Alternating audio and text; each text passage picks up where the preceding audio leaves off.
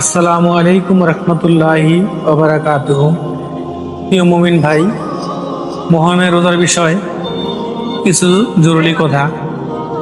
আল্লাহ রাসূল ঘোষণা দিয়েছেন, হাদিসে আসছে যে মহরমের রোজা যারা ৯, ১০ অথবা ১০, ১১ এই দুইটি রোজা রাখবেন, তার পিছনের ১ বছরের গুনাহ এবং সামনের ১ বছরের গুনাহ মাফ করে দিবেন।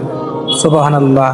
তাই আমরা যারা সুস্থ আছি এবং ইমানদার আছি, প্রত্যেকে চেষ্টা করবেন, যারা ৯ রাখতে পারেন নাই, ১০ মানে আজকে রাত এবং কালকে রাত্রে চেয়ারি খেয়ে রোজা রাখবেন, তাহলে ১০, ১১ দুটি রোজা হবে। এই দুটি রোজার কারণ হলো ইহুদির বিরোধিতা করা। তারা একটি রোজা রাখতেন এই আশুরার দিন হিসাব করে। তো সাহাবীর আল্লাহ রাসূলকে বলছেন যে, আল্লাহ রাসূল, আমরা যে রোজা রাখি ইহুদিরা রোজা রাখে, তাহলে তাদের ভিতরে আমাদের মিল রয়ে গেল।